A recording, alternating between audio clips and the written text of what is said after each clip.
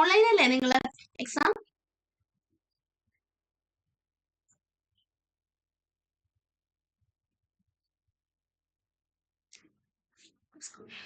അപ്പൊ നമുക്ക് ക്ലാസ്സിലേക്ക് കടക്കാം.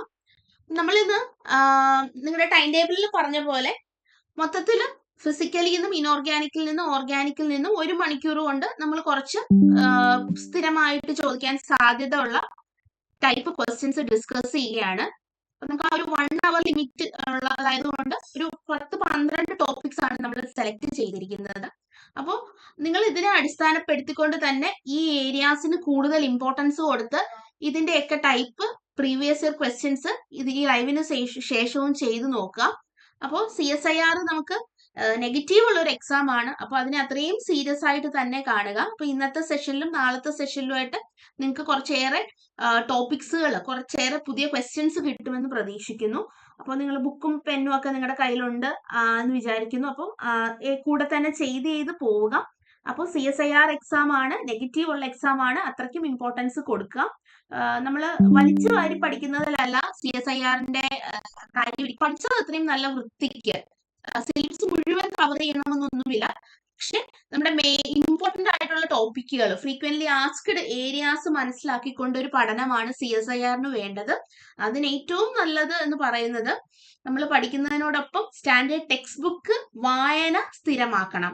സ്റ്റാൻഡേർഡ് ടെക്സ്റ്റ് ബുക്കിന്റെ വായന സ്ഥിരമാക്കുക എന്ന് പറയുമ്പോൾ ഹ്യൂഹി നിങ്ങളുടെ വായനയ്ക്കൊപ്പം കൂട്ടുക, അതുപോലെ തന്നെ ക്ലെയ്ഡൻ കൂട്ടുക, അതുപോലെ തന്നെ എന്താണ് മീസ്ലർ ആൻഡ് ടാറ്, പിന്നെ ഇനോർഗാനിക്കിന്റെ തന്നെ നമ്മുടെ ഹക്കിൻസ്, ഫിസിക്കലിന്റെ ഹക്കിൻസ്, ഇങ്ങനത്തെയൊക്കെ ടെക്സ്റ്റ് ബുക്കുകൾ, കോർഡിനേഷന്റെ എന്താണ് രാമലിംഗം, അതുപോലെ തന്നെ കോട്ടൺ, FA കോട്ടൺ, അങ്ങനെയൊക്കെയുള്ള ടെക്സ്റ്റുകൾ നിങ്ങൾ കൂടെ കൂട്ടാനായിട്ട് ശ്രമിക്കുക. വായന വളരെ ഇമ്പോർട്ടന്റ് ആണ്.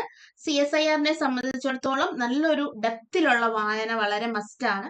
ടോപ്പിക്സുകൾ പഠിക്കുന്നതിനോടൊപ്പം തന്നെ സ്റ്റാൻഡേർഡ് ടെക്സ്റ്റ് ബുക്കുകൾ കഴിവതും വാങ്ങിച്ച് വായിക്കുന്നത് നിങ്ങൾക്ക് ഒരുപാട് ഉപകാരം ചെയ്യും. ക്ലാസ്സിലേക്ക് കടക്കാം. ടോസ് അക്കാഡമിയിൽ ഇപ്പോൾ ബാച്ച് CSIRന്റെ ഒരു ബാച്ച് റൺ ചെയ്യുന്നുണ്ട്, ഈ ഒരു എക്സാമിന് വേണ്ടിയുള്ള പ്രിപ്പറേഷൻ ബാച്ച്. അപ്പോൾ നല്ല രീതിയിൽ വർക്ക് ചെയ്തുകൊണ്ടിരിക്കുന്നു എന്ന് തന്നെ വിശ്വസിക്കുന്നു നമ്മുടെ കുട്ടികളെല്ലാം. അപ്പോൾ ഒരു അറ്റംപ്റ്റ് എന്നോണം നമ്മൾ ഫ്രീ റിവിഷൻ 3-day പ്രോഗ്രാം നിങ്ങൾക്ക് വേണ്ടി പ്രൊവൈഡ് ചെയ്യുകയാണ്. അപ്പോൾ ഇതിലൂടെ പബ്ലിക്കിനും നമുക്ക് കുറച്ച് ഏരിയാസ് പരിചയപ്പെടുത്തുകയാണ് ടോസ് അക്കാഡമിയുടെ ലക്ഷ്യം. ഫസ്റ്റ് ക്വസ്റ്റ്യനിലേക്ക് പോകാം. ഇത് ഒരു സ്ഥിരം CSIRന്റെ ഒരു ഏരിയ ആണ്.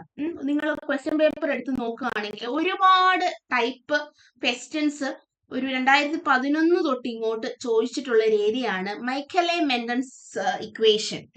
എൻസൈം കറ്റാലിസിന്റെ ഒരു ഇക്വേഷൻ ആണ്. കേൾക്കാമല്ലോ അല്ലെ? കേൾക്കാമല്ലോ? കേൾക്കാൻ പറ്റുമല്ലോ? ഓക്കെ. അപ്പൊ സ്ക്രീൻ കാണാമെന്ന് വിശ്വസിക്കുന്നു. ഫസ്റ്റ് ക്വസ്റ്റ്യൻ ഇതാണ്. For an enzyme catalyzed reaction, Elsevier Burke plot gave the following data. Slope തന്നിട്ടുണ്ട്, ഇന്റർസെപ്റ്റ് തന്നിട്ടുണ്ട്, എൻസൈമിന്റെ ഇനിഷ്യൽ കോൺസെൻട്രേഷൻ തന്നിട്ടുണ്ട്. അങ്ങനെയാണെങ്കിൽ കാറ്റലിറ്റിക് എഫിഷ്യൻസി എത്രയാണെന്നാണ് ചോദ്യം. അപ്പൊ ഇതില് നമുക്ക് ഒരുപാട് ഡേറ്റാസ് ഒക്കെ തന്നിട്ടുണ്ട്. പക്ഷെ നമുക്ക് ഇത്രയുള്ള ഷോർട്ട് കട്ട് ആണ്. കാറ്റലിറ്റിക് എഫിഷ്യൻസി കാണാനായിട്ട് 1 slope into initial concentration of enzyme എന്നുള്ളതാണ് നമ്മുടെ കാറ്റലിറ്റിക് എഫിഷ്യൻസിയുടെ ഇക്വേഷൻ. ഓക്കെ, കാറ്റലിറ്റിക് എഫിഷ്യൻസി കാണാനായിട്ട് ചോദിച്ചാൽ 1 slope into enzyme concentration. Turnover frequency ആണ് ചോദിക്കുന്നതെങ്കിൽ 1 ഇന്റർസെപ്റ്റ് ഇൻറ്റു എൻസൈം കോൺസെൻട്രേഷൻ. അപ്പോ അതുപോലെ തന്നെ Km നമ്മുടെ എന്താണ് മൈക്കലേസ് മെന്റൻ കോൺസ്റ്റന്റ് ആണ് ചോദിക്കുന്നതെങ്കിൽ സ്ലോപ്പ് ബൈ ഇന്റർസെപ്റ്റ്. അപ്പൊ ഇങ്ങനെ ഒരു സ്ലോപ്പും ഇന്റർസെപ്റ്റും വെച്ചിട്ട് കുറെ കണക്ട് ചെയ്യുന്ന ഒരു ക്വസ്റ്റ്യൻ ഏരിയ ആണ് ലൈൻ വീവർ ബർക്ക് പ്ലോട്ട്. ഈ ഒരു മൈക്കലെ മെന്റൻസിന്റെ ഒരു ഇക്വേഷൻ നിങ്ങൾ നോക്കിയാൽ ഫിസിക്കൽ കെമിസ്ട്രി ബൈ പുരിയൻ ശർമ്മയില് വ്യക്തമായിട്ട് എൻസൈം കറ്റാലിസിന്റെ എക്സ്ട്രാ അഡ്വാൻസ്ഡ് ടോപ്പിക്കിലായിട്ട് ഈ സംഭവം കൊടുത്തിട്ടുണ്ട്. എന്നാൽ ആ ഒരു സ്ലോപ്പും ഇന്റർസെപ്റ്റും കണക്ട് ചെയ്യുന്ന ഒരു ഷോർട്ട് ഇക്വേഷൻ ഒന്നും പുരിയൻ ശർമ്മയിലില്ല. നേരെ മറിച്ച് അത് ഫിസിക്കൽ കെമിസ്ട്രി അറ്റ്കിൻസില് വർക്കൗട്ട് ചെയ്തിട്ടുണ്ട് ഈ ഒരു ഷോർട്ട് കട്ട്. അപ്പം ഇനിയിപ്പോ നിങ്ങൾ അത് തേടി പോയി പഠിക്കേണ്ട, ഇത്രയും കാര്യങ്ങൾ ഓർത്തിരിക്കുക. നമ്മളുടെ ലൈൻവീവർ-ബർക്ക് പ്ലോട്ട് തരുന്നു, കാറ്റലിറ്റിക് എഫിഷ്യൻസി കാണാൻ, സ്ലോപ്പ് ഉണ്ടെങ്കിൽ 1 slope into enzyme, turn over ആണെങ്കിൽ 1 ഇന്റർസെപ്റ്റ് ഇൻറ്റു എൻസൈം. സോ ഇവിടുത്തെ question what is the catalytic efficiency ആണ്. സോ നമുക്കറിയാം സ്ലോപ്പ് എന്ന് പറയുന്നത് 40, എൻസൈം കോൺസെൻട്രേഷൻ എന്ന് പറയുന്നത് 2.5 ഇൻറ്റു 10⁻⁹. സോ ഈ 10⁻⁹ മുകളിലോട്ട് പോകുന്നു. അടുത്തൊരു സൈഡിൽ അത് എഴുതാം. Catalytic efficiency 10⁻⁹ divided by 2.5 into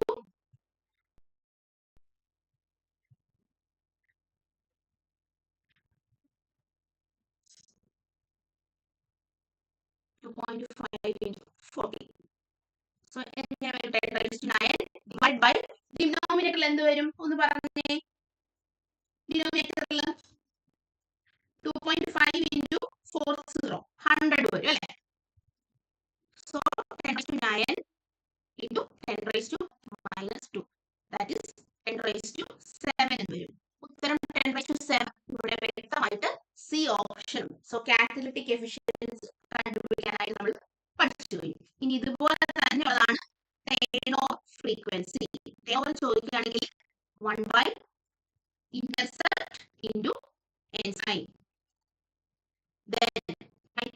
maintain constant ആണെങ്കിൽ സ്ലോപ്പ് ബൈ ഇന്റർസെപ്റ്റ്. ഇത്രയും കാര്യം പഠിച്ചു നോക്കാം. ക്ലിയർ ആണോ ഈ ഒരു പിക്ക്? ക്ലിയർ ആണോ? ക്ലിയർ ആണോ? Yes, ma'am. ഓക്കെ, അടുത്ത ക്വസ്റ്റ്യനിലേക്ക് പോകാം. The allowed transition in an atomic system. ഒരു ആറ്റമിക് സ്പെക്ട്രയിലെ അലൗഡ് ട്രാൻസിഷൻ കാണാനായിട്ടാണ് ചോദിച്ചിരിക്കുന്നത്. ക്വസ്റ്റ്യൻ നിങ്ങൾക്ക് വിസിബിൾ ആണല്ലോ അല്ലെ? നന്നായിട്ട് കാണാൻ പറ്റുന്നുണ്ടല്ലോ അല്ലെ? അപ്പൊ 3F4 to 3D3 ഉണ്ട്, 3F4 to 1D3 ഉണ്ട്, 3F4 to 3D4 ഉണ്ട്, 3F4 to 3D2 ഉണ്ട്. അപ്പൊ നമുക്ക് ഇത് അറിയേണ്ടത് സെലക്ഷൻ റൂൾ ആണ്. ആറ്റമിക് സ്പെക്ട്രയുടെ സെലക്ഷൻ റൂള്. സെലക്ഷൻ റൂൾ എന്ന് പറയുമ്പോൾ ഇത്രയാണ് ആറ്റമിക് സ്പെക്ട്രയുടെ selection rule. Delta S is equal to 0, delta J is equal to 0 plus or minus 1, then delta L is equal to plus or minus 1. So S, P, T, F വരുമ്പോ L value 0 ആണ്. S ന് P ക്ക് 1, D ക്ക് 2, പിന്നെ 3. അപ്പൊ ഇവിടെ നമുക്ക് കുറച്ച് ട്രാൻസിഷൻ തന്നിട്ടുണ്ട്. അതിൽ അലൗഡ് ഏതാണെന്നാണ് ചോദ്യം. സോ അലൗഡ് കണ്ടുപിടിക്കാനായിട്ട് നമുക്ക് ഈ സെലക്ഷൻ റൂൾ അറിയണം. അപ്പൊ ഇതിന് ഡെൽറ്റ എസ് എന്ന് പറയുന്നത് സ്പിൻ മൾട്ടിപ്ലിസിറ്റി ആണ്. അപ്പൊ ഒരു ടേം സിമ്പൽ ഇങ്ങനെ എഴുതുമ്പോ 2s + 1 LJ ആണ്. അതിലെ സ്പിൻ മൾട്ടിപ്ലിസിറ്റി ആണ് ഈ മുകളിൽ കൊടുത്തിരിക്കുന്നത്. 2s + 1 സ്പിൻ മൾട്ടിപ്ലിസിറ്റി കൊണ്ട് 3 എന്ന് ഉദ്ദേശിക്കുന്നു. ദെൻ എഫ് എന്ന് പറയുന്നത് ഇപ്പൊ 3F4 എടുക്കുകയാണെങ്കിൽ സ്പിൻ മൾട്ടിപ്ലിസിറ്റി 3 എന്നും LF എന്നും J4 എന്നും നമ്മൾ അനുമാനിക്കേണ്ടത്. എഫ് എന്ന് പറയുന്നത് L ആണെങ്കിൽ ആ L വാല്യൂ 3 ആണ്. അത്രയും കാര്യങ്ങളാണ് നമ്മളൊരു ടേം സിമ്പലിൽ നിന്ന് മനസ്സിലാക്കേണ്ടത്. ഓക്കെ, ഒന്ന് അഡ്മിറ്റ് ചെയ്തോട്ടെ.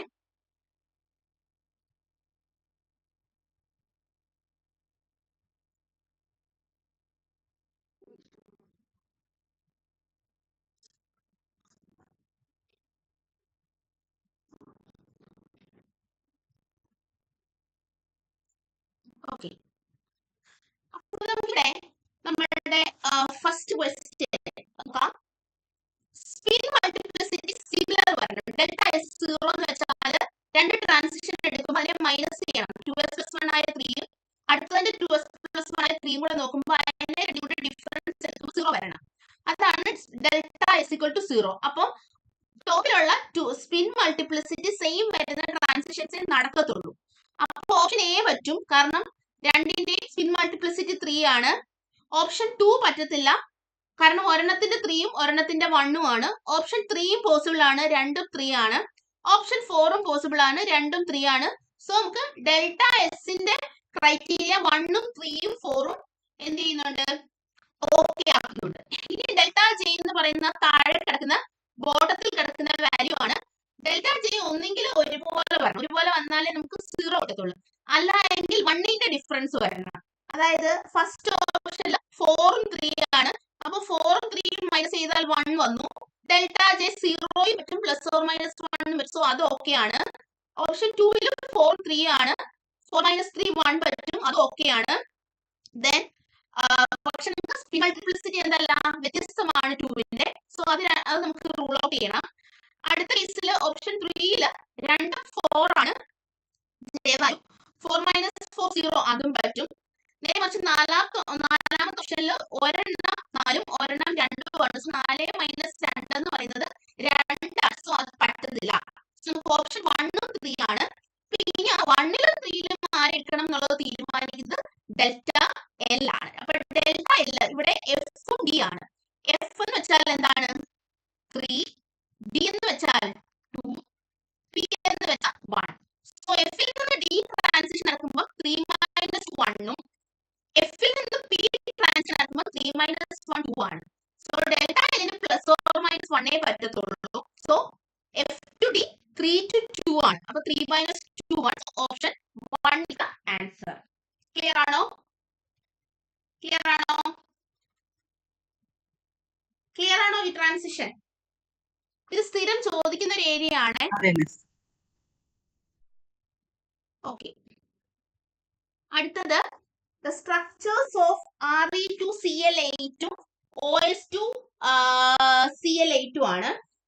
അപ്പൊ ഇതില് നിങ്ങള് നമ്മുടെ ക്വാഡ്രപ്ലി ബോണ്ടഡ് ക്ലസ്റ്റേഴ്സ് എന്നൊക്കെ പറഞ്ഞൊരു ഏരിയ ഉണ്ടല്ലോ, അതിൽ നിന്ന് ചോദിക്കുന്ന ഒരു ക്വസ്റ്റ്യൻ ആണ്. ഇതില് ഈ ഒരു Re2Cl8 വളരെ ഇമ്പോർട്ടന്റ് ആയിട്ടുള്ള ഒരു കോമ്പൗണ്ട് ആണ്. അതിന്റെ ബോണ്ട് ഓർഡർ ചോദിക്കാറുണ്ട്. അതില് ഡെൽറ്റ ബോണ്ടിങ്ങിൽ പങ്കെടുക്കുന്ന ഓർബിറ്റൽ ഏതാണെന്ന് ചോദിക്കാറുണ്ട്. ഈ Cl-ലേക്ക് വേറൊരു ലിഗാൻഡ് വന്നിട്ട് അതിന്റെ കറസ്പോണ്ടിങ് ബോണ്ട് ഓർഡർ ഏതാണെന്നൊക്കെ ചോദിക്കാറുണ്ട്. പലതവണ ചോദിച്ചിട്ടുണ്ട്. ഇത് ലേറ്റസ്റ്റ് ആയിട്ട് ചോദിച്ചിട്ടുള്ളതാണ്.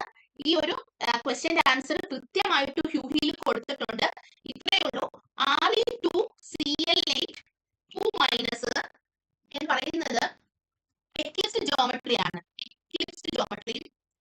നേരെ മറിച്ച് OS2 Cl8 2 മൈനസ് എന്ന് പറയുന്നത് സ്റ്റാൻഡേർഡ് ജോമെട്രി ആണ്. ഇത് ശരിക്കും പറഞ്ഞാൽ ജസ്റ്റ് ഇതിന്റെ കൺഫർമേഷൻ അറിഞ്ഞാൽ മാത്രം മതി. 4 മാർക്കിന് ചോദിച്ചിട്ടുള്ള ഒരു ചോദ്യമാണ്. അപ്പൊ നമ്മൾ ഹ്യൂഹി വായിക്കുമ്പോ ഇപ്പൊ നമ്മൾ ഈ ഏരിയയിൽ കൂടുതലും ഈ പറഞ്ഞ പോലെ ബോണ്ട് ഓർഡർ കണ്ടുപിടിക്കാനൊക്കെ സ്ഥിരമുള്ളതും അതൊരു ക്ലീഷേ ടൈപ്പ് ചോദ്യമാണ്. പക്ഷെ ഈ എക്ലിപ്സും സ്റ്റാഗേർഡും എന്നുള്ളത് നമ്മൾ ആ പാഠത്തിൽ കൂടെ വായിക്കുമ്പോൾ ഒരു ജസ്റ്റ് ഒരു ലൈൻ പോലെ ഒരു ലൈനിൽ പറഞ്ഞു പോകുന്ന ഒരു പോയിന്റ് ആണ് 4 മാർക്കിന് CSIR-ന്റെ ചോദ്യത്തിന് വന്നത്. അപ്പൊ ഞാൻ പറഞ്ഞു വന്നത് വായനയുടെ ഒരു ഇമ്പോർട്ടൻസ് ആണ്. അതും ചുമ്മാ ഗൈഡ് പൈത്തോ അതുപോലെയുള്ള ഗൈഡ് വായിക്കുന്നതിലല്ല കാര്യം. നമ്മൾ ക്വസ്റ്റ്യൻസ് ഉറപ്പായിട്ടും ചെയ്യണം, വർക്ക്ഔട്ട് ചെയ്യണം. ഡെപ്തിലുള്ള വായനയ്ക്ക് എപ്പോഴും സ്റ്റാൻഡേർഡ് ടെക്സ്റ്റ് ബുക്ക് തന്നെ കയ്യിൽ കരുതുക. നിങ്ങളൊരു ഫോണിലൊന്നും വായിക്കുന്നതിനേക്കാൾ നല്ലത് നിങ്ങൾ എന്താ പറയുന്നത്, ഈ വാങ്ങിക്കുക. ഓൺലൈനിലൊക്കെ ബഡ്ജറ്റ് ഫ്രണ്ട്ലി ആയിട്ട് കിട്ടുമല്ലോ. അല്ലെങ്കിൽ പഴയ പുസ്തക കടകളൊക്കെ ഉണ്ടല്ലോ നമുക്ക് ഈ ടൗണുകളിൽ, അവിടെ പോയിട്ട് ബുക്ക് കളക്ട് ചെയ്യുക. അപ്പൊ നല്ലൊരു വായനയാണ് CSIR-ന് പ്രധാനമായിട്ട് വേണ്ടത്. ഇപ്പൊ ഇത്തവണത്തെ എക്സാമിന് വായന കാര്യമാക്കിയിട്ടില്ലെങ്കിൽ ഇത്തവണ എല്ലാവർക്കും കിട്ടട്ടെ.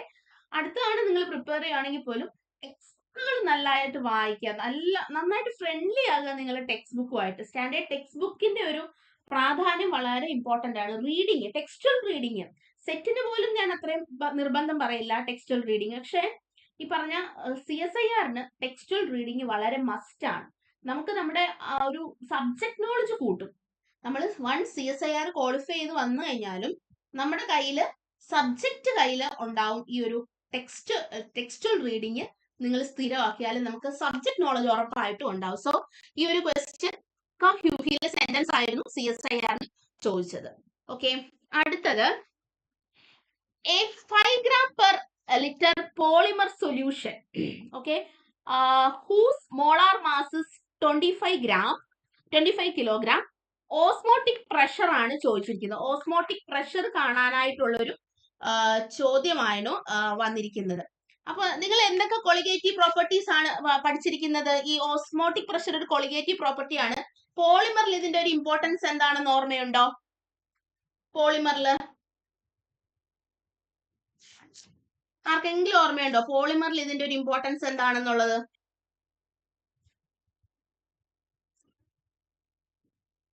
ആർക്കെങ്കിലും പറയാമോ പോളിമറിൽ എന്തായിരുന്നു ഇതിന്റെ ഇമ്പോർട്ടൻസ് എന്ന്? Osmotic pressure, number average molecular mass കണ്ടുപിടിക്കാനായിട്ട് ഉപയോഗിച്ചതായിരുന്നു പോളിമേഴ്സിൽ. നമ്പർ ആവറേജ് മോളിക്കുലാർ മാസ് ഉണ്ട്, വിസ്കോസിറ്റി ആവറേജ് മോളിക്കുലാർ മാസ് ഉണ്ട്, വെയിറ്റ് ആവറേജ് ഉണ്ട്, അങ്ങനെ കുറെ ടൈപ്പ് മോളിക്കുലാർ മാസ് ഉണ്ട്. അതും CSIR-ന്റെ ഒരു ഇഷ്ടപ്പെട്ട ഏരിയ ആണ് പോളിമറിൽ നിന്ന്. ആ ക്വസ്റ്റ്യനും പിന്നെ PDI-നെ കുറിച്ചും പോളിമർ ഡിസ്പേഴ്സിറ്റി ഇൻഡെക്സിനെ കുറിച്ചുമാണ് ചോദ്യം. ഇത് ലേറ്റസ്റ്റ് ആയിട്ട് വന്നൊരു എക്സാമിൽ 2020 വന്നൊരു ക്വസ്റ്റ്യന്റെ 2018 വന്നൊരു ക്വസ്റ്റ്യൻ ആയിരുന്നു. ഓസ്മോട്ടിക് പ്രഷർ കാണാൻ. ഓസ്മോട്ടിക് പ്രഷർ കാണാൻ ഡയറക്റ്റ് ഇക്വേഷൻ ആണ് OP ഈക്വൽ, അല്ലെങ്കിൽ OP എന്ന് വെച്ചാൽ പൈ ആണ്. Pi equal CRT/M.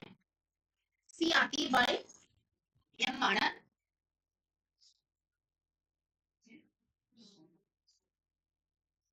RT ഇവിടെ തന്നിട്ടുണ്ട് അല്ലെ, 2500. സോ ഒന്ന് ചെയ്യാമോ, ഒന്ന് വർക്കൗട്ട് ചെയ്യാമോ?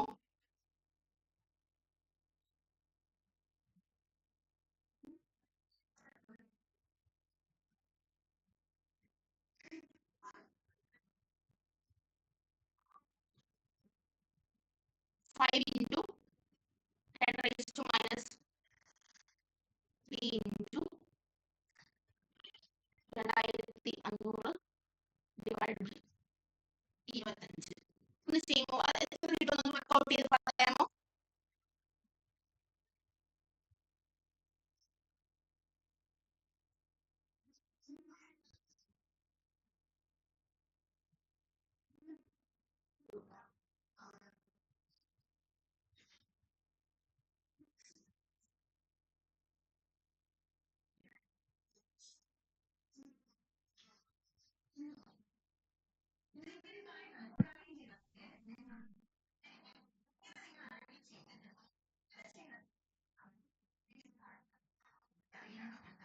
ഓൺലൈനിലായതുകൊണ്ട് നിങ്ങൾക്ക് കാൽക്കുലേറ്റർ ഒക്കെ യൂസ് ചെയ്യാമേ.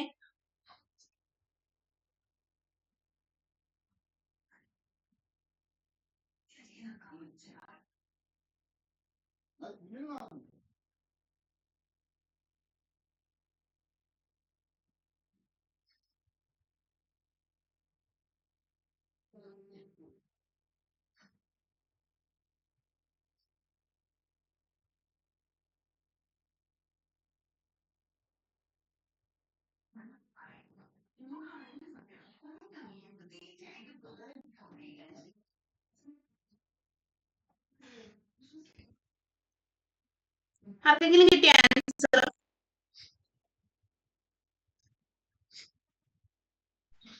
0.5.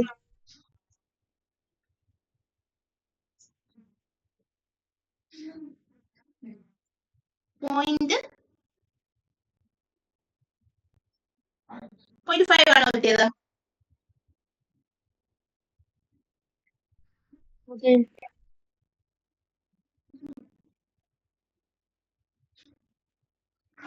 5 gram/L.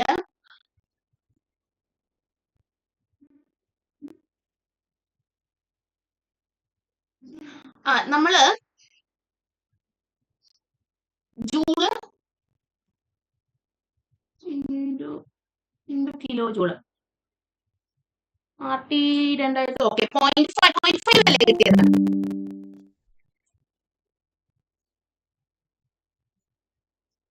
അഡ്മിറ്റ് ചെയ്തോട്ടെ.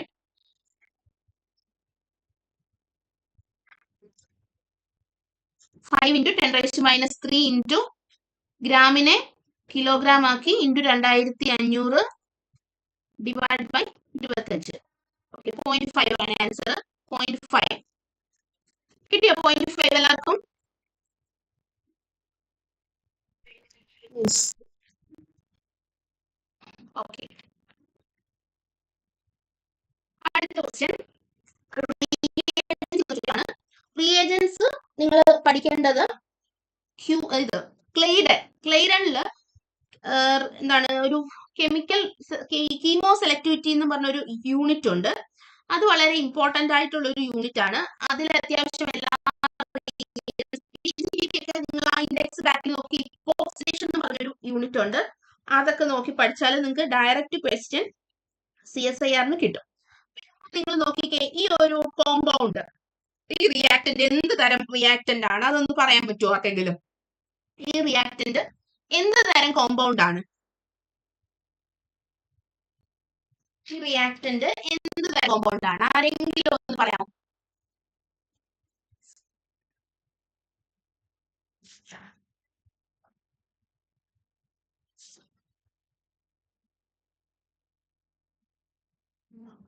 റിയാക്ടന്റ് എന്ത് തരം കോമ്പൗണ്ട് ആണ്? ആർക്കെങ്കിലും ഒന്ന് ഗസ് ചെയ്യാമോ?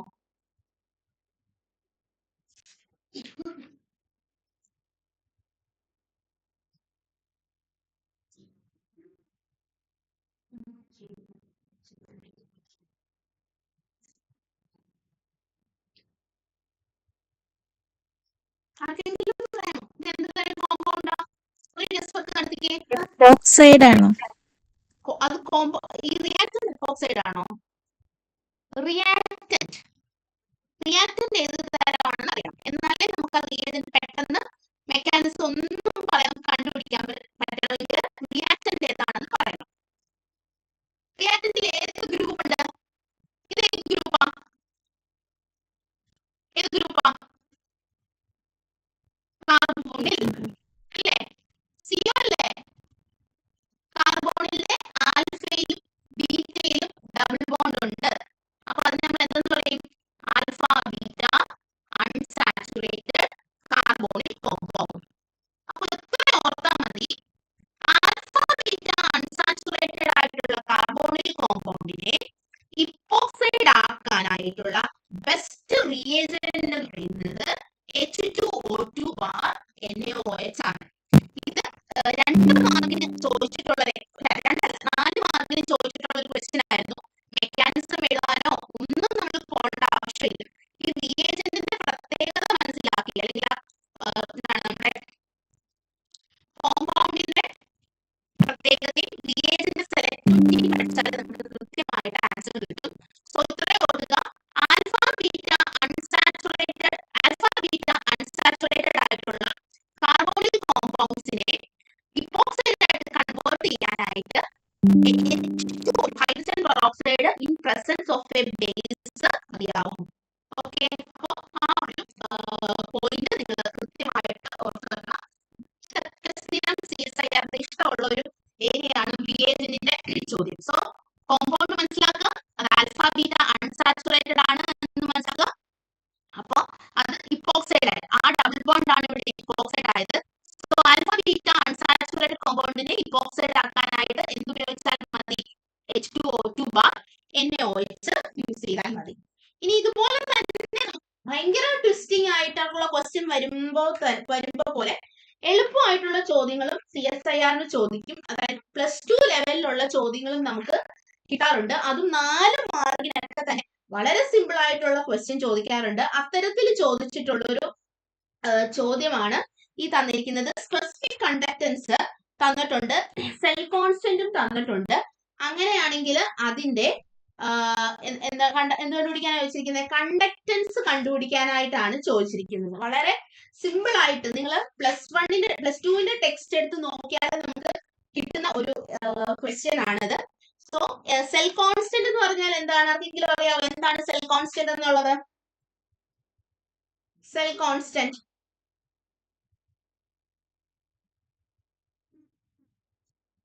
L/A എന്ന് കേട്ടിട്ടുണ്ടോ? K = G × L/A.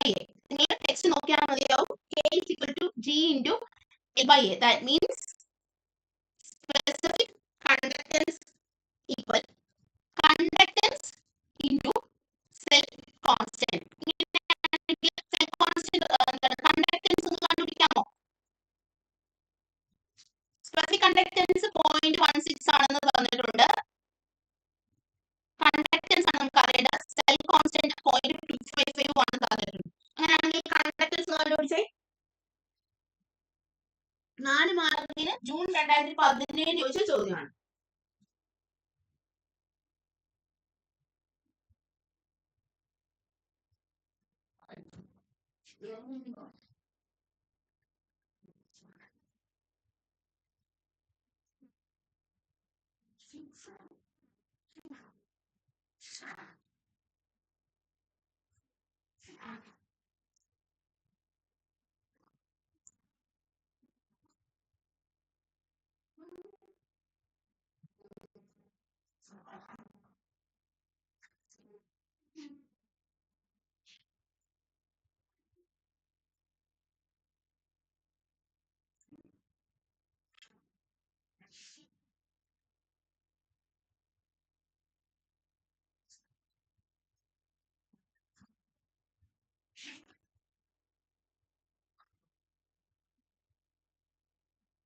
കിട്ടിയോ? 0.690 കിട്ടിയോ?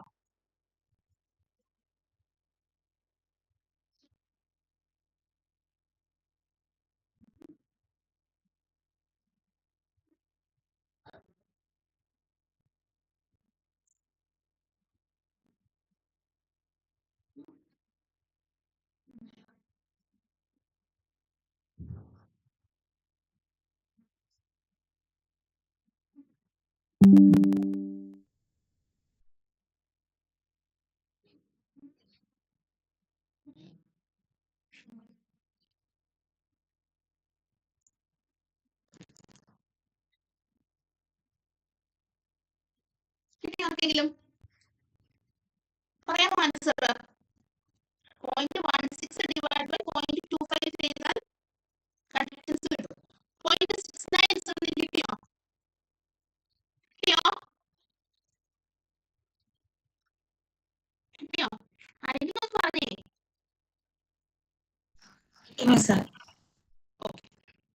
അടുത്ത ക്വസ്റ്റ്യൻ, ആൽഫ്രഡ് റോഷോ ഇലക്ട്രോനെഗറ്റിവിറ്റി. ഇത് മീസലറാൻ ടാറിനകത്ത് കൃത്യമായിട്ട് ഇലക്ട്രോനെഗറ്റിവിറ്റി സ്കെയിൽസുകൾ പല ടൈപ്പ് ഉണ്ട്, അത് കൊടുത്തിട്ടുണ്ട്. ഈ ക്വസ്റ്റ്യൻ ഈ മീസലറാൻ ടാറിൽ നിന്ന് എടുത്തിട്ടുള്ളതാണ്. ആൽഫ്രഡ് റോഷോ ഇലക്ട്രോനെഗറ്റിവിറ്റി സ്കെയിൽ എന്താണ് പറയുന്നതെന്നാണ് ആദ്യമേ അറിയേണ്ടത്. അതിന്റെ ഇക്വേഷൻ ഒന്ന് എഴുതുക. കൈ ഇലക്ട്രോനെഗറ്റിവിറ്റി ഡിഫൈൻഡ് ബൈ ആൽഫ്രഡ് റോഷോ എന്ന് പറയുന്നത് equal to 0.3590 Z effective divided by R square plus 0.744.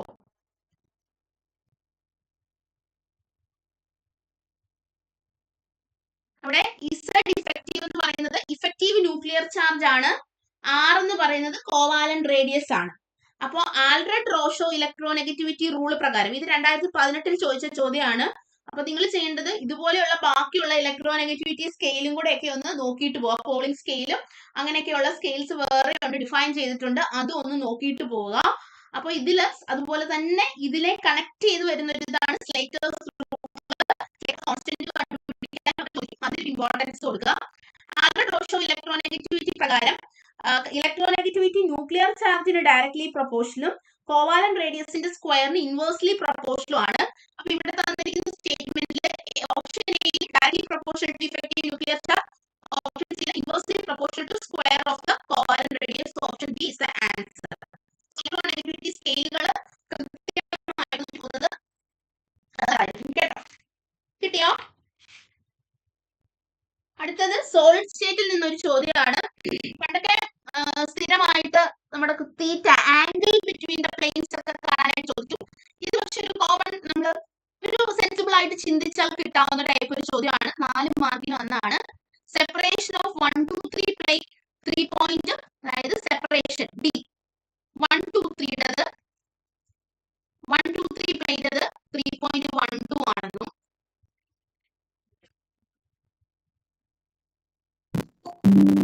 B246 എന്താണ്, B369 എന്താണെന്നാണ് ചോദ്യം. നിങ്ങൾക്ക് ഈ നമ്പേഴ്സിൽ നിന്ന് എന്തെങ്കിലും ഒരു കണക്ഷൻ കിട്ടുന്നുണ്ടോ? ആ പ്ലെയിനുകൾ എഴുതിയിരിക്കുന്ന 1 2 3 246 369 അതിൽ എന്തെങ്കിലും ഒരു കണക്ഷൻ കിട്ടുന്നുണ്ടോ?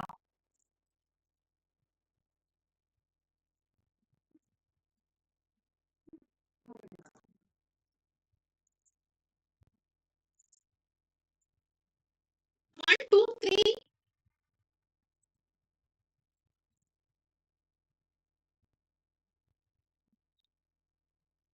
ഇങ്ങനെ ഒരു ഓർത്തോറോമിക് സിസ്റ്റത്തിൽ ഇങ്ങനെ ഒരു കണക്ഷൻ ഉണ്ട്. B246 എന്ന് പറയുന്നത്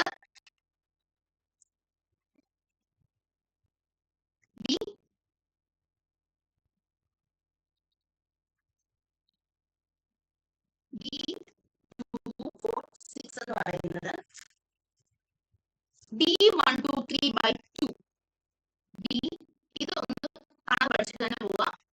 H²/A² അതിൽ നിന്ന് കണക്ട് ചെയ്തിരുന്നതാണ് ഓർത്തോറോമിക് സിസ്റ്റത്തിൽ ഇങ്ങനെയാണെന്നുള്ളത് പഠിച്ചിട്ട് പോവാം.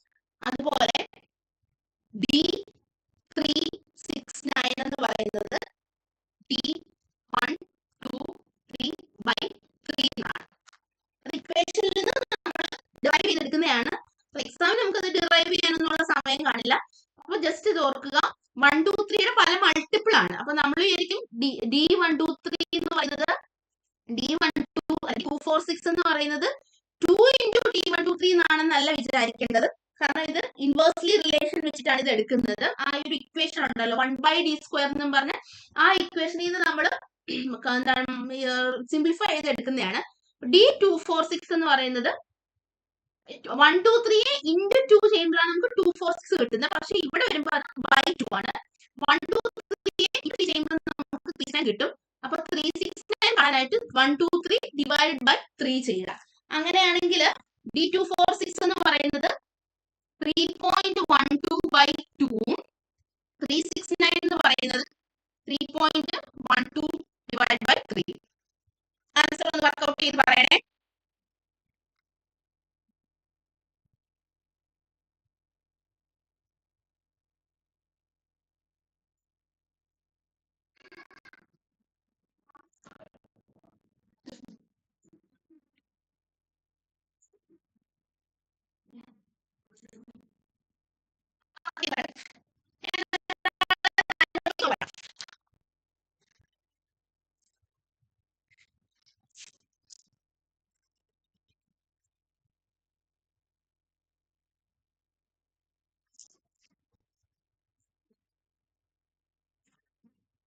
സോളിഡ് സ്റ്റേറ്റില് ക്രിസ്റ്റൽ സിസ്റ്റത്തിന്റെ കണക്ഷൻസ് ഒക്കെ ചോദിക്കാറുണ്ട് സിമ്പിൾ ആയിട്ട്. അത് പഠിച്ചോണം. ബ്രാക്സിൽ ഇക്വേഷന്റെ റിലേഷൻസ് ചോദിച്ചിട്ടുള്ള പ്രോബ്ലം ചോദിക്കും.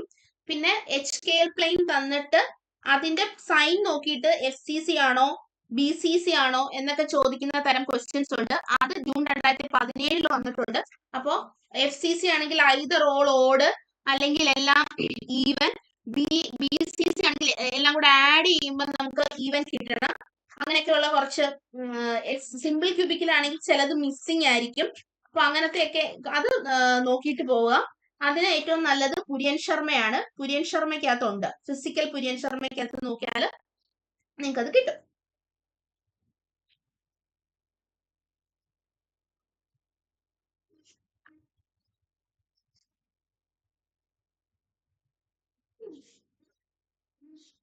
ഇതിന്റെ ഉത്തരം കിട്ടിയവരൊന്ന് പറയണേ.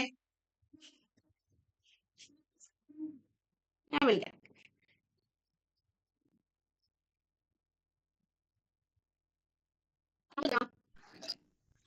Option A. എല്ലാവർക്കും ഓപ്ഷൻ എ ആണോ കിട്ടിയത്?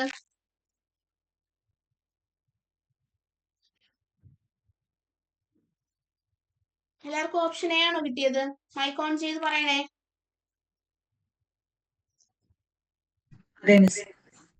എല്ലാവർക്കും ഓപ്ഷൻ എ കിട്ടി അല്ലേ? ഓക്കെ, അപ്പൊ ഓപ്ഷൻ എ ആണ് ആൻസർ. അടുത്തത് മോസ്റ്റ് സ്യൂട്ടബിൾ റിയേജന്റ് ആണ്. അപ്പൊ ഇവിടെ ലിഥിയം ഇൻ ലിക്വിഡ് എന്താണ്, ഇവിടെ എന്താണ് നമ്മുടെ ആൽഫ ബീറ്റ സാച്ചുറേറ്റഡ് കോമ്പൗണ്ടില് നമ്മുടെ ആൽഫ ബീറ്റ ബോണ്ട് ഇവിടെ കാണാതായിരിക്കുന്നു. അപ്പൊ ഇവിടെ എന്താ സംഭവിച്ചിരിക്കുന്നത്? റിഡക്ഷൻ ആണ് നടക്കുന്നത്. അപ്പൊ ഇവിടെ ഇങ്ങനെ ആൽക്കീൻ പാർട്ട് റെഡ്യൂസ് ചെയ്ത് പോകണമെങ്കിൽ ഈ പറഞ്ഞ ലിഥിയം അലുമിനിയം ഹൈഡ്രൈഡ് ആണെങ്കിലും കാർബോണിലിനെയാണ് റെഡ്യൂസ് ചെയ്യുന്നത്. ഹൈഡ്രസീൻ ഇൻ പ്രസൻസ് ഓഫ് ബേസും നമ്മുടെ വൂൾഫ്-കിഷ്ണർ റിഡക്ഷൻ ആണ്. CO-നെ CH2 ആക്കുകയാണ്.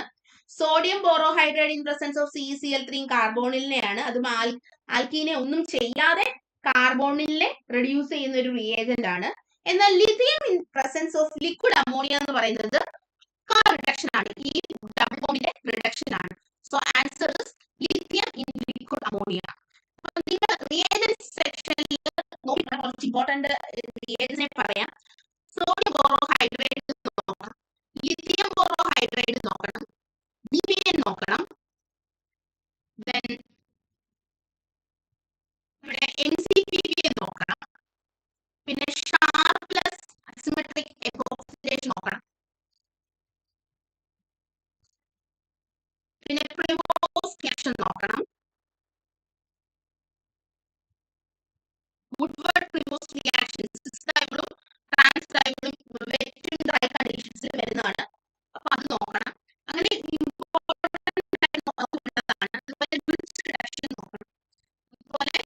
സീസിയം ഫ്ലോറൈഡിന്റെ പ്രസൻസിലുള്ള സെലക്റ്റീവ് റിഡക്ഷൻ നോക്കുക. പിന്നെ MnO2 അത് നോക്കുക, മാംഗനസ് ഡയോക്സൈഡ്, അതിന്റെ ഒരു ക്വസ്റ്റ്യൻ നമ്മൾ ചെയ്യുന്നുണ്ട്. അപ്പൊ അത് അന്നേരം ഞാൻ പറയും അതിന്റെ ഇമ്പോർട്ടൻസ്. അപ്പോൾ സെലക്റ്റീവ് ആയിട്ട് വരുന്ന റിയേജൻസുകളൊക്കെ നോക്കി പോവുക. ഓർഗാനിക് ഒരുപാടല്ല നമ്മൾ മീൻസ് സിലബസിൽ തന്നിരിക്കുന്നത് ഫുൾ ഓർഗാനിക് നോക്കി പോകുന്നതിലല്ല, ഇതുപോലെ സെലക്ട് ചെയ്ത് ഫ്രീക്വന്റ് ആയിട്ട് വരുന്ന ഏരിയാസ് വന്നാൽ നമുക്ക് സ്കോർ ചെയ്യാനായിട്ട് സാധിക്കും. അപ്പൊ അത്തരത്തിലുള്ള അപ്പൊ നമ്മളിപ്പോ 2 ഓർഗാനിക് റിയേജന്റ് പഠിച്ചു. ആൽഫ ബീറ്റ അൺസാച്ചുറേറ്റഡ് കാർബോണിൽ കോമ്പൗണ്ടിനെ ഇപ്പോക്സൈഡ് ആക്കാൻ ഏതാ ഉപയോഗിക്കുന്നത്?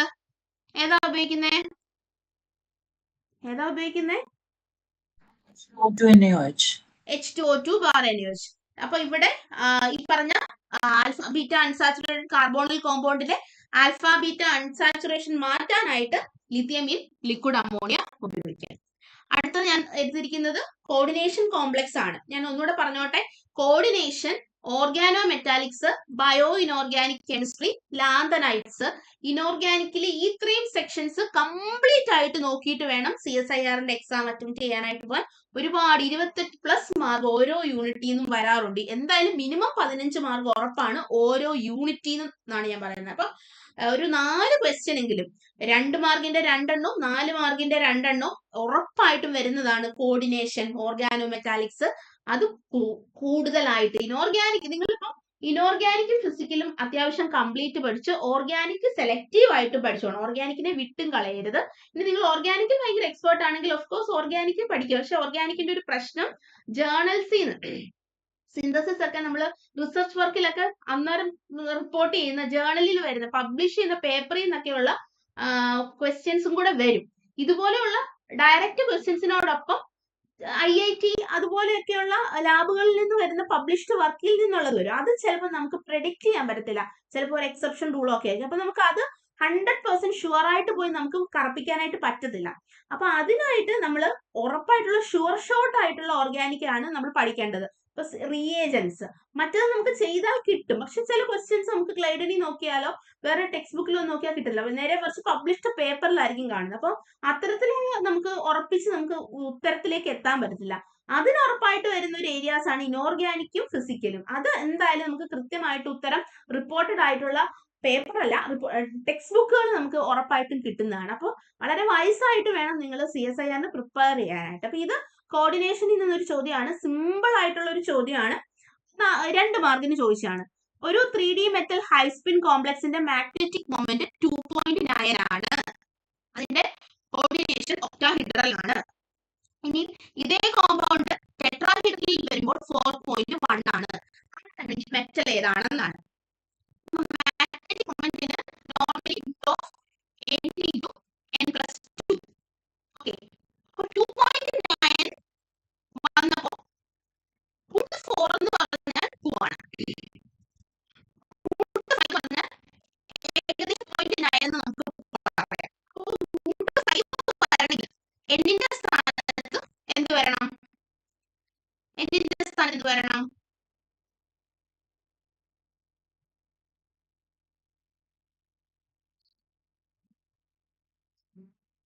എന്നിന്റെ സ്ഥാനത്ത് 5 കിട്ടും. വരണം. എത്ര? 2 ആണ്. 2 അല്ലേ? 2 + 2 8 അല്ലേ വരുന്നത്?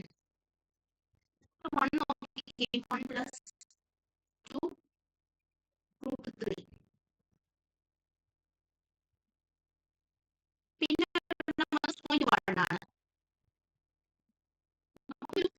5 വന്നാലാണ്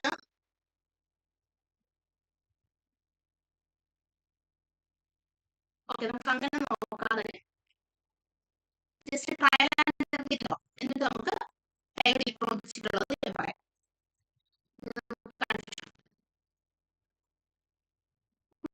മെറ്റലും തൽക്കാലം എടുക്കാം, എന്നിട്ട് ചെയ്ത് നോക്കാം. കോബാൾട്ട് 2 ഞാൻ പറഞ്ഞിട്ടുണ്ട്. കോബാൾട്ട് 2 എന്ന് പറയുന്നത് എന്താണ്? D7 ആണ്. അപ്പൊ OH എങ്ങനെയാണെന്ന് നോക്കാം. T2G 1 2 3 1 2 1 2 3 4 5 6 7 ഇലക്ട്രോൺ വന്നു OH ൽ.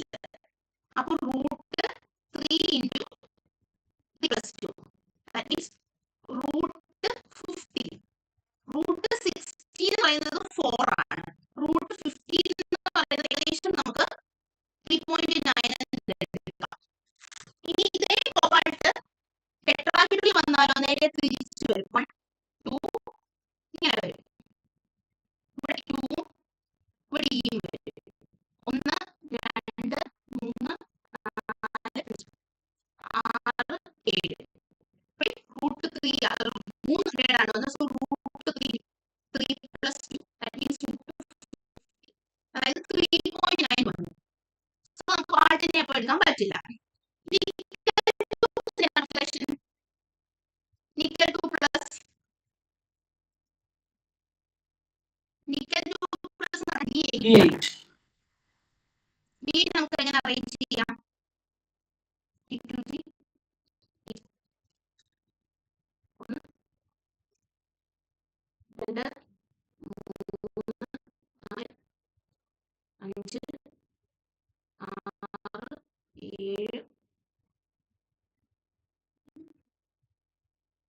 8 രണ്ടാണ് പേര് വന്നത്. സോ പ്ലസ് റൂട്ട് ഓഫ് 8 അപ്പൊ റൂട്ട് 9 3 ആണ്. സോ 0.9 റൂട്ട് ഓഫ് 2 ആണല്ലോ. അപ്പൊ ഏകദേശം റൂട്ട് 9 വന്നു. ഓക്കെ അല്ലേ? അത് ഓക്കെ ആണോ? അല്ലെങ്കിൽ പറയണേ. Okay. ഓക്കെ, ഇതിനെ 1 2 3 4 5 1 2 3 4 5 6 7 8 എന്താണ്? 2 അൺപെയർഡ് ഇലക്ട്രോൺ വന്നു. 2 പ്ലസ് 2 2 അൺപെയർഡ് ഇലക്ട്രോൺ അല്ലേ വന്നത്? നോക്കിക്കേ, 2 അൺപെയർഡ് ഇലക്ട്രോൺ വന്നത്.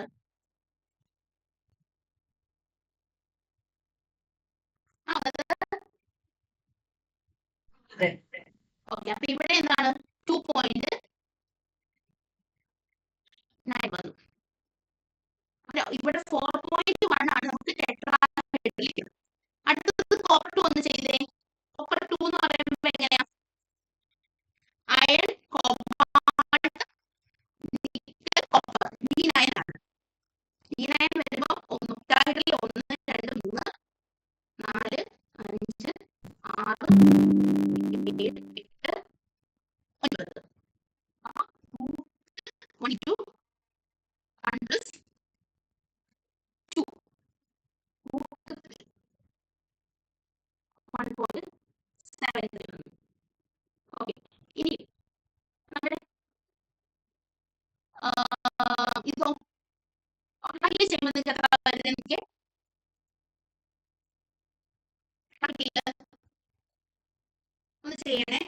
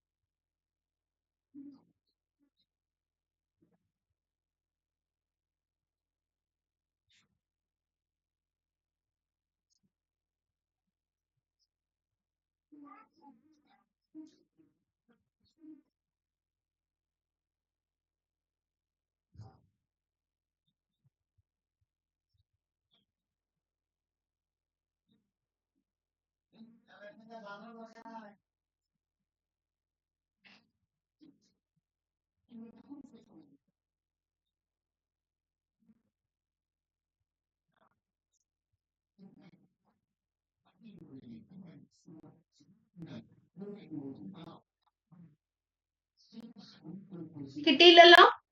കിട്ടിയോ പറഞ്ഞിരിക്കുന്ന വാല്യൂ? ഇല്ല മിസ്. ഇല്ല. അപ്പോ മറ്റേത് കൊബാൾട്ട് 2 തന്നെ കൊടുത്തിരിക്കുന്നത്. അപ്പൊ നമുക്ക് ഇവിടെ എന്താ ചിന്തിക്കണ്ടേ? നമ്മുടെ സാധാരണ മാഗ്നറ്റിക് മൊമെന്റ് വെച്ചിട്ട് ഇത് കണ്ടുപിടിക്കാൻ പറ്റത്തില്ല. ഇവിടെ ഓർബിറ്റൽ കോൺട്രിബ്യൂഷൻ എന്ന് പറഞ്ഞ ഒരു കോൺസെപ്റ്റിലേക്ക് പോകേണ്ടതായിട്ടുണ്ട്. അപ്പോ നിങ്ങൾ നോക്കുക, ഓർബിറ്റൽ കോൺട്രിബ്യൂഷൻ വരണമെങ്കിൽ T2 അല്ലെങ്കിൽ T2G അൺസിമെട്രി വരണം. T2G അൺസിമെട്രി വരണം. നമ്മളിവിടെ എന്താണ് കൊബാൾട്ട് കൊബാൾട്ടിന് T2G അൺസിമെട്രി ഉണ്ടായി.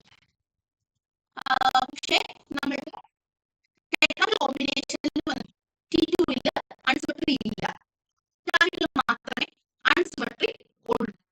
അൺസിമെട്രി വരുന്നിടത്ത് നമുക്ക് കിട്ടേണ്ട മാഗ്നറ്റിക് മൊമെന്റിനേക്കാൾ കൂടുതൽ വാല്യൂ വരും. അങ്ങനെയാണ് ഓർബിറ്റൽ കോൺട്രിബ്യൂഷന്റെ കോൺസെപ്റ്റ്.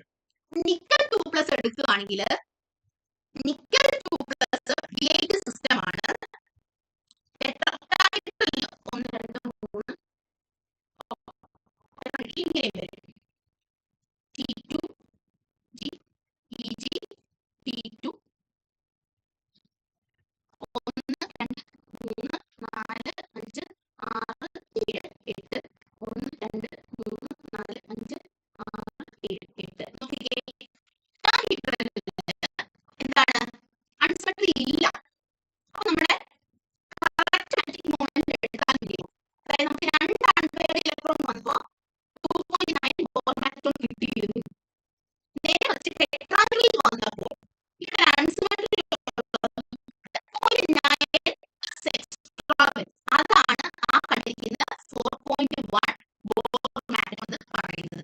അതുകൊണ്ട് ഓപ്ഷൻ ബി നിക്കൽ 2+ ആണ് നമ്മളുടെ ആൻസർ. വെറും 2 മാർക്കിന് ചോദിച്ചാണ് നമ്മൾ എന്ത് ചെയ്യും, മാഗ്നറ്റിക് മൊമെന്റ് വെച്ചിട്ട് ചെയ്യും. പക്ഷെ ഈ ഒരു കോൺസെപ്റ്റ് മനസ്സിലായോ? എങ്ങനെയാണ് ഓർബിറ്റൽ കോൺട്രിബ്യൂഷൻ അപ്ലൈ ചെയ്യേണ്ടതെന്ന് മനസ്സിലായോ? ക്ലിയർ ആയോ? T2 അൺസിമെട്രി വരുമ്പോ സാധാരണ മാഗ്നറ്റിക് മൊമെന്റ് വെച്ച് നമുക്ക് കാണാൻ പറ്റത്തില്ല. ആക്ച്വലി ആ ഇക്വേഷൻ √(s)(1+L)(L+1) എന്നൊക്കെ പറഞ്ഞു പോകും. നമുക്ക് കിട്ടേണ്ട മാഗ്നറ്റിക് മൊമെന്റ് പ്ലസ് എക്സ്ട്രാ വരും. ഒക്ടാഹെഡ്രലിൽ ഇതേ എലമെന്റിന് T2 അൺസിമെട്രി ഇല്ലാത്തതുകൊണ്ട് √(n)(n+2) ചെയ്താൽ കിട്ടി, നമുക്ക് 2.9 കിട്ടി. പക്ഷെ ഒക്ടാഹെഡ്രലിൽ വന്നപ്പോൾ അതിന് അൺസിമെട്രി ആയിപ്പോയി. സോ ആ കോൺസെപ്റ്റ് ഒന്ന് ഓർത്തിരിക്കുന്നത് നല്ലതായിരിക്കും. അടുത്തത് നിങ്ങൾക്ക് +2 ലെവലിൽ കിട്ടുന്ന ഒരു ചോദ്യമാണ്. സ്റ്റാൻഡേർഡ് സെൽ പൊട്ടൻഷ്യൽ വന്നിട്ടുണ്ട്. അതിനകത്തുനിന്ന് നിങ്ങളോട് ചോദിച്ചിരിക്കുന്നത് ജിപ്സ് ഫ്രീ എനർജി കാണാനായിട്ടാണ്. വളരെ ഡയറക്റ്റ് ആണ്. അറിയാമോ ആർക്കെങ്കിലും ജിപ്സ് ഫ്രീ എനർജിയുടെ ഇക്വേഷൻ? ജിപ്സ് ഫ്രീ എനർജിയുടെ ഇക്വേഷൻ ആർക്കെങ്കിലും ഒന്ന് പറയാൻ പറ്റുമോ? Gibbs free energy delta G delta G -NE0. ഇവിടെ സ്റ്റാൻഡേർഡ് സെൽ പൊട്ടൻഷ്യൽ തന്നിട്ടുണ്ട് 1.1 ആണ്. ഇതും 2 മാർക്കിനാണ്. ഇവിടെ ഇലക്ട്രോൺ ആണ്. Zn2+ ആവുകയും കോപ്പർ ആവുകയും, അതുകൊണ്ട് 2 ഇലക്ട്രോൺസിന്റെ പ്രോസസ് -2 × 500 കൂളം × 1.1 ചെയ്യുമ്പോൾ ആൻസർ -212,300 ജൂൾ പെർ മോൾ എന്ന് കിട്ടും. അപ്പൊ ഇത് കിലോ ജൂൾ ആയിട്ട് divide by 1000 -212.3 kilo joule mole. ഇത്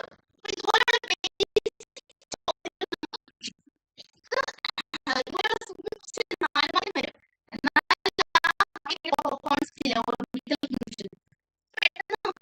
ആവത്തില്ല. നമ്മൾ ഉത്തരം തെറ്റിയിരിക്കും. ക്വസ്റ്റ്യൻ എറർ ആണെന്ന് തന്നെ വരും. കാരണം 1 ഉം 4 ഉം കൊബാൾട്ട് 2 ആണ്. അത് മിക്കവാറും കൊബാൾട്ട് 3 എന്നായിരിക്കും ഉദ്ദേശിച്ചത്. അപ്പൊ അങ്ങനെയൊക്കെ നമ്മൾ ക്വസ്റ്റ്യൻ എറർ വിചാരിച്ചിരിക്കും. പക്ഷെ ഇവിടെ ഇങ്ങനെ ഒരു ഒന്ന് ഓർത്ത് ചെയ്യുന്നത് നല്ലതായിരിക്കും. ലാസ്റ്റ് ക്വസ്റ്റ്യനിലേക്കാണ് പോകാൻ പോകുന്നത്. ഇത് MnO2 ആണ്, മാംഗനസ് ഓക്സൈഡിന്റെ ഒരു ക്വസ്റ്റ്യൻ ആണ്. റിയേജന്റ് വളരെ ഇമ്പോർട്ടന്റ് ആണ്, ഓർക്കുക. അല്ലിക് OH-നെ അല്ലിക് പൊസിഷനിലുള്ള OH, ഇവിടെ 2 OH ഉണ്ട്. ഇതിൽ അല്ലിക് ഗ്രൂപ്പിന്റെ OH ഏതാണ്? ഇതാണ് അല്ലിക് OH. ആ അല്ലിക് OH-നെ എന്ത് ചെയ്യുന്നറിയാമോ? CHO ആയിട്ട് കൺവേർട്ട് ചെയ്യുന്നതാണ് MnO2ന്റെ ഫംഗ്ഷൻ എന്ന് പറയുന്നത്. ഇതിനകത്ത് അങ്ങനെ എന്നൊരു ഇക്വേഷൻ ഇല്ല. ഓപ്ഷൻ 2-ലാണെങ്കിലും ഞാൻ CHO ആയിട്ടൊക്കെയാണ് പോകുന്നത്. പക്ഷെ അങ്ങനെയല്ല, നമുക്ക് ഒരൊറ്റ അല്ലിക് ഗ്രൂപ്പ് മാത്രമേ സെലക്റ്റീവ് ആയിട്ട് അല്ലിക് ഓക്സൈഡ് അല്ലിക് ആൽക്കഹോളിനെയാണ് MnO2 ഓക്സിഡൈസ് ചെയ്യുന്നത്. സോ നമുക്ക് എങ്ങനെ കിട്ടുമെന്ന് അറിയാമോ?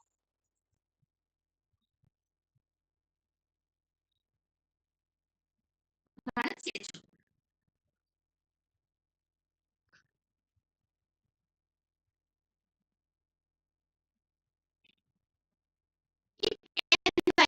ഒന്നാണെങ്കിലും ഒന്ന് പ്രെഡിക്റ്റ് ചെയ്യാൻ പറ്റുമോ? ഒരു OH-ഉം അതുപോലെ CHO കൂടെ എടുത്ത് വരുമ്പോൾ ആൾഡോ കണ്ടൻസേഷൻ നടക്കില്ലേ? ഇവിടുത്തെ ഇലക്ട്രോൺ പേർ ഇങ്ങോട്ടേക്ക് വരുന്നു. കാണിക്കാം.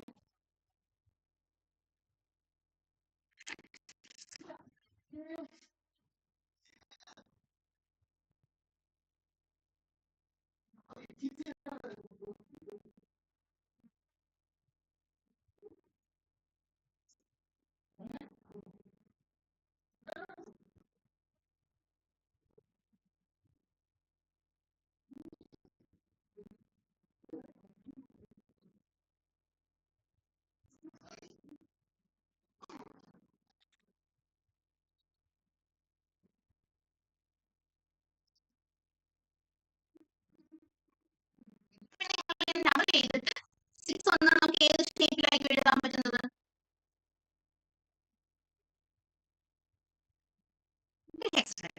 ഇതില് 1 2 ക്വസ്റ്റ്യൻ, ഇത് 1 2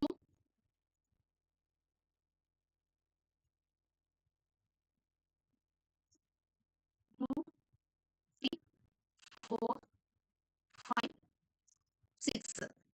5-ന്റെ അവിടെ ഒരു ഓക്സിജൻ കൊടുക്കണം, 1 2 ഒരു ഡബിൾ ബോണ്ട് കൊടുക്കണം, പിന്നെ 6-ന്റെ അവിടെ OH കൊടുക്കണം. ഇറ്റ്സ് അണ്ടർസ്റ്റുഡ് ആണ്. ഓക്കെ, ഇനി ഇവിടെ എന്ത് വന്നു? ഒരു അല്ലിക് ഗ്രൂപ്പിന്റെ OH വന്നു. സോ അത്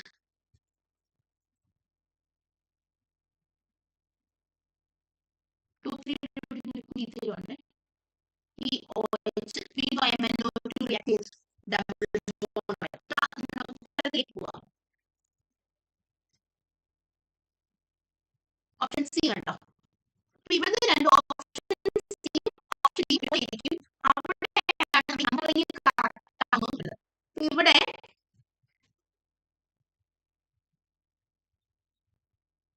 നമ്മളിവിടെ എങ്ങനെയാണ് നമ്പർ കൊടുത്തത്? 1 2 ഡബിൾ ബോണ്ടിന്റെ അവിടെ 1 2 കൊടുത്ത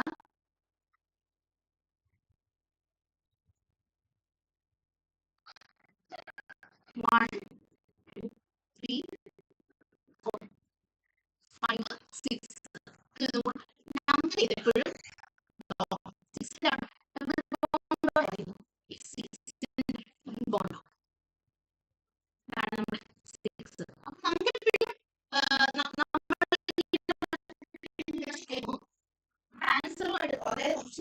ആൻസറായിട്ട് നമുക്കൊരു ബന്ധവും തോന്നത്തില്ല. നമ്മൾ ചെയ്യേണ്ടത് എന്ത് ചെയ്യാം? നമ്മൾ കൃത്യമായിട്ട് നമ്പർ എഴുതി നമ്മുടെ സൈക്ലിക് നമ്പറിങ് 6 ആണെങ്കിൽ അത് ഹെക്സൈന്റെ സൈക്ലോ ഹെക്സൈന്റെ രൂപത്തിലാക്കുക, 5 ആണെങ്കിൽ പെൻസൈക്ലോ പെന്നൈന്റെ രൂപത്തിലാക്കുക. എന്നിട്ട് നമ്മുടെ സൗകര്യാർത്ഥം നമ്പർ ചെയ്തിട്ട് നമ്മുടെ ആൻസറുമായിട്ടുള്ള നമ്പറിങ്ങും കൂടെ കമ്പയർ ചെയ്യുക. അല്ലെങ്കിൽ നമുക്ക് ഓർഗാനിക്കിന്റെ ഉത്തരത്തിലേക്ക്, കാരണം അവർ വളരെ ഭംഗിക്ക് ഒരു സ്ട്രക്ചർ തരും. നമ്മൾ ഈ വളച്ചും കുത്തിയൊക്കെ എഴുതുമ്പോഴത്തേക്ക് വേറെ ആയിരിക്കും, നമ്മൾ വിചാരിക്കും നമ്മുടെ ഉത്തരമേ അല്ല. അപ്പൊ ഇങ്ങനെ വേണം നമ്പർ ചെയ്ത് നമ്മുടെ പ്രോഡക്റ്റുമായിട്ട് കമ്പയർ ചെയ്യാനായിട്ട്. അപ്പൊ MnO2 എവിടെ ഉണ്ടെങ്കിലും ഒരു മോള് തന്നെ വേണമെന്നൊന്നുമില്ല. ഇങ്ങനെ അല്ലിക് ഗ്രൂപ്പ് അവിടെ എവിടെ ഉണ്ടോ അവിടെ ഈ പറഞ്ഞ ഓക്സിഡേഷൻ നടക്കും. ഫസ്റ്റ് സ്റ്റെപ്പിൽ ഓക്സിഡേഷൻ നടന്നു. സൈക്ലൈസേഷൻ നടത്തുമ്പോഴേ ആലോചിച്ചോണം, ഒരു സൈക്ലൈസേഷൻ ക്ലോസ്ഡ് റിംഗ് കിട്ടിയപ്പോൾ സൈക്ലൈസേഷൻ പ്രോസസ്സ് നടക്കുന്നുണ്ട് എന്ന് വിചാരിച്ചോണം. സോ MnO2 വളരെ ഇമ്പോർട്ടന്റ് റിയേജന്റ് ആണ്. ഇത് 2 മാർക്കിന് ചോദിച്ചൊരു ചോദ്യമാണ്. പക്ഷെ നമ്മൾ കൃത്യമായിട്ട് നമുക്ക് പഠിച്ചാൽ നമുക്ക് പെട്ടെന്ന് കിട്ടും, അല്ലെങ്കിൽ ഇതിന്റെ പുറകിൽ നമ്മൾ ഒത്തിരി നേരം ഇരിക്കേണ്ടതായിട്ട് വരും. നമ്മുടെ ഫസ്റ്റ് സെറ്റ് ഓഫ് ഡേ പ്രോഗ്രാമിന്റെ വൈൻഡപ്പ് ചെയ്യാൻ പോവാണ്. അപ്പൊ നമ്മളൊരു 10-12 ഏരിയാസ് ആണ് ഇൻട്രൊഡ്യൂസ് ചെയ്തത്. ഏരിയാസിൽ ഞാൻ എക്സ്ട്രാ പറഞ്ഞിട്ടുണ്ട് എന്തൊക്കെ നോക്കണം എന്നുള്ളത്. നിങ്ങൾ ഈ ഒരു ഏരിയാസ് നോക്കുമ്പോൾ റിലേറ്റഡ് ആയിട്ടുള്ള കോർഡിനേഷനിലേക്ക് ഒരുപാട് പ്രോപ്പർ റിയാക്ഷൻസ് ക്വസ്റ്റ്യൻസ് ഉണ്ട്. ടോസ് അക്കാഡമിയുടെ യൂട്യൂബ് ചാനലിൽ പലതായിട്ട് റിവിഷൻ സീരീസ് എന്നൊക്കെ പറഞ്ഞ് നമ്മൾ ഇട്ടിട്ടുണ്ട്, ഈ കോർഡിനേഷന്റെയും ഓർഗാനോമെറ്റാലിക്കിന്റെ ഒക്കെ. അപ്പൊ അതൊന്ന് നിങ്ങൾ റെഫർ ചെയ്യുന്നത് നല്ലതായിരിക്കും. അപ്പൊ ഇതുവരെ നമ്മൾ പബ്ലിക് റിവിഷനിൽ ഇൻട്രൊഡ്യൂസ് ക്വസ്റ്റ്യൻ ആണ് കോർഡിനേഷനിൽ നിന്ന് ഇൻട്രൊഡ്യൂസ് ചെയ്ത ഓർബിറ്റൽ കോൺട്രിബ്യൂഷൻ. അതുകൊണ്ട് തന്നെ ജനറൽ ആയിട്ട് വരുന്ന കോർഡിനേഷൻ ഇന്ന് ഇവിടെ ഇൻട്രൊഡ്യൂസ് ചെയ്തിട്ടില്ല. അപ്പൊ അങ്ങനത്തെ ക്വസ്റ്റ്യൻസ് കിട്ടാനായിട്ട് റാപ്പിഡ് റിവിഷൻ സീരീസ് എന്നൊക്കെ പറഞ്ഞ യൂട്യൂബ് ചാനലിൽ ടോസ് അക്കാഡമിയുടെ യൂട്യൂബ് ചാനലിൽ പ്രൊവൈഡ് ചെയ്തിട്ടുണ്ട്. അപ്പൊ ആ സീക്വൻസുകളൊക്കെ ഒന്ന് നോക്കുന്നത് നല്ലതായിരിക്കും ഫർദർ ക്വസ്റ്റ്യൻസ് കിട്ടാനായിട്ട്.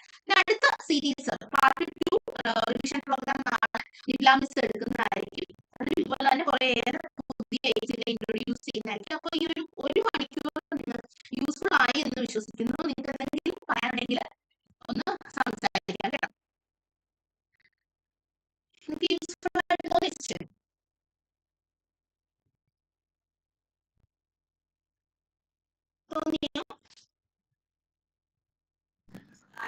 യൂസ്ഫുൾ ആണ്. ഓക്കെ, അപ്പൊ മിസ്സിനോട് ചോദിച്ചിട്ട് അത് ഗ്രൂപ്പിൽ ഷെയർ ചെയ്യാം കേട്ടോ.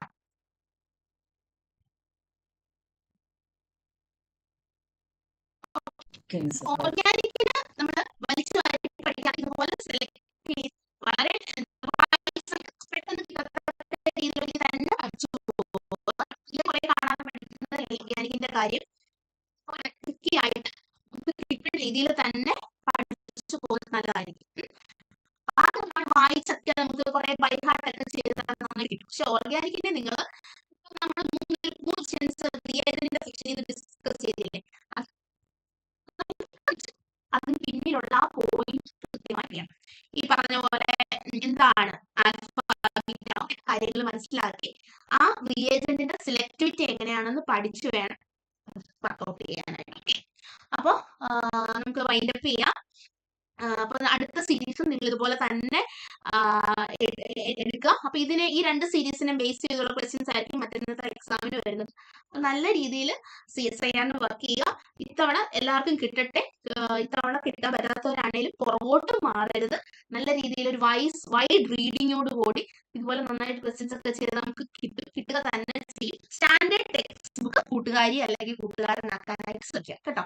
അല്ലാതെ ഗൈഡ് അല്ല വെക്കേണ്ട, മറിച്ച് സ്റ്റാൻഡേർഡ് ടെക്സ്റ്റ് ബുക്കുകൾ വായിച്ച് ക്വസ്റ്റ്യൻസ് വർക്ക്ഔട്ട് ചെയ്യുക. അത് വേണമെങ്കിൽ നിങ്ങൾ ഒരു ഗൈഡിനെ യൂസ് ചെയ്തു. അല്ലാതെ ഗൈഡ് പ്രിഫറൻസ് ആദ്യമേ വെച്ചുകൊണ്ടല്ല ഇരിക്കേണ്ടത്. നന്നായിട്ട് തിയറി മനസ്സിലാക്കി അത് വർക്ക്ഔട്ട് ചെയ്ത് പോവുക.